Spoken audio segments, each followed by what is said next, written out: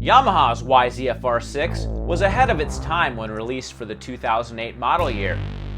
So much that it went 9 years in the same clothes. Not anymore.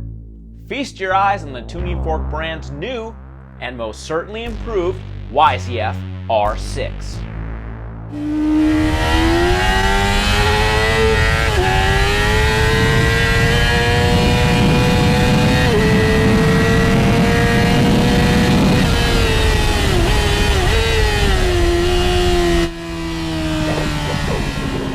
Alright everybody, sorry for my disheveled appearance, but we just got done spending a whole afternoon and morning on this thing, the 2017 Yamaha YZF-R6. And what a bike. I mean, when the bike first was announced at AIM Expo in Orlando, Florida this past fall, you know, I looked at the spec sheet, I looked at the motorcycle, and I didn't really think that all those changes were going to really amount into a whole heck of a lot. But you know, from the moment I got on this thing this morning at Thunder Hill, I was just blown away by how much of a better motorcycle it is. The one thing that stands out in my head the most is just the handling of this bike. Yamaha spent a lot of time tweaking that handling balance, getting that front end. You know, the R6 has always been renowned for its agile handling, you know, for its front end, for its crazy amount of feel, but this thing takes things to the next level. Not only is it more rigid, but it's still got that cool bump absorption and flex over bumps.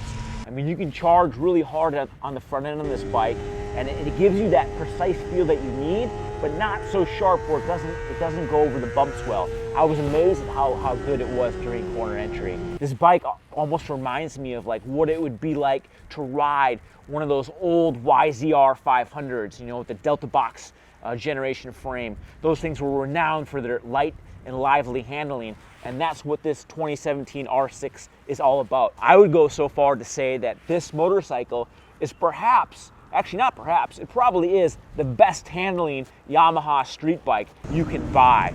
You know, for wailing around a track, for wailing around your favorite sporty canyon road, you know, you can't beat this thing. This bike handled that good. It actually took me a second to acclimate to how nimble it was. You know, I'm usually used to riding 1000cc sport bikes or bigger street bikes, and this thing was just, it would turn on a dime, you know, and it weighs so little that you can just go into corners so deep. It's like almost like you don't even need the front brake. But when you do need the front brakes, this thing has a potent set. The rotors actually grew by 10 millimeters. You wouldn't think that little diameter change would make a difference, but that along with the updated master cylinder, the braking sensation and the amount of feel you have with the lever is absurd. Like, I couldn't believe how deep you can use these brakes. You know, the trail braking response is just phenomenal. And the ABS system, you know, I'm usually not a big fan of ABS, but the system on this YZF-R6, it works great. Even at a track pace, even with Bridgestone Batlax R10 race tires. The ABS works that good on this bike. Engine, of course, you know, Yamaha was one of the leaders and pioneers in electronics with this YCCT chip-controlled throttle, YCCI variable intake funnels. And this thing, like the engine on this bike, even though they didn't touch anything, that original 2006, 2007, 2008 YZF-R6 inline-4 engine was just ahead of its time. And even 8 years later, 9 years later, this engine's still perfectly at home and feels perfectly modern. The YCCI really allows the bike to actually have some mid-range. You know, 600cc super sports always get a bad rap for, you know, kind of falling flat, not having a lot of mid-range torque. But this thing does. You can actually kind of pull a taller gear, say fourth gear, where on other bikes you maybe have to use third. And that just kind of helps you reduce some work. You don't have to shift as much, and just pulls off the corner that much harder. When you get to that top end rush, when you get that thing spooling up to 15, 16,000 RPM, that's where the real power is. And this thing just hauls, it wails. And with that Yamaha accessory quick shifter, it makes upshifts just like lightning fast. You know, the AutoBlip downshift would have been a nice add-on for this bike. I would definitely like that feature, but it's not a deal breaker. You know, the quick shifter definitely does make it more fun to ride and allows you to harness that power band a lot easier. If you've ever ridden a two-stroke you know, dirt bike, like a 250, 500 two-stroke dirt bike. These R6s are a lot like that, like those bikes. These things like to rev. You know, down low, they don't have a lot of meat. You know, mid-range and up top though, that's where those things like to live. If you ride them like that and rev them hard, they'll deliver.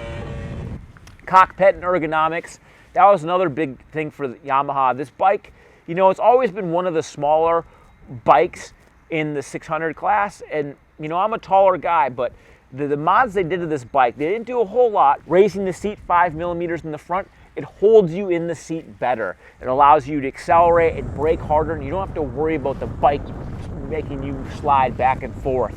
The seat material is a little bit slippery, so if you have like a new set of leathers on that have a real slippery rear end or rear leather section, you might be sliding a little bit on the bike, but overall it's a good change. I also like the significantly taller windscreen. You know, I'm a 6 foot tall guy, so it's always hard for me to curl up underneath the windscreen of those sport bikes. But this thing, I had no problem. I mean, down Thunder Hill's epically long straightaway, I was tucked in, I was comfortable, and it gave me some room to breathe, some room to think about where I need to go faster or where I need to try a little bit harder. A lot of times we bag on manufacturers for putting on traction control on small displacement bikes like this 600cc bike here, but I have to hand it to Yamaha. This traction control system works good, and I liked it on the motorcycle. Even though we were riding with race tires and fairly good dry conditions this morning, you know, the traction control system worked good. I left it on the least restrictive setting, and I could feel it intervening a little bit here and there, especially through the fast parts of the track where you're getting on the throttle pretty hard, pretty early off the corner. But it never intruded so much that I wanted to turn it off. Like, I liked it. It was a good safety net. You know, and when it did curtail power, it was so small and so subtle that, yeah, it didn't really cost me that much in terms of lap times, I don't think. You know, if I was racing, I probably would deactivate it, but for track days, for having fun, you're never gonna beat the machine. The machine knows what it's doing. And kudos to Yamaha for, you know, tweaking that 2012 YZF-R1 traction control system. You know, even though this thing doesn't have the IMU equipped system that the R1 Big Brother has, the more simple system this thing has is still very effective. I really like what Yamaha's done with the YZF-R6. This bike hasn't had a lot of competition in the class the last couple years, you know, giving Yamaha just decimating the competition in racing and on the sales room floor. And I think Yamaha, with the updates they've done to this motorcycle, is going to continue carrying that torch. You know, even though the 600cc class is kind of doom and gloom and it's shrinking, this is a really fun motorcycle. It looks awesome. It's got tons of power. It's got electronics now. The handling is just, it's out of this world. I mean, I can't say it enough. This is probably the best handling street bike Yamaha has ever made.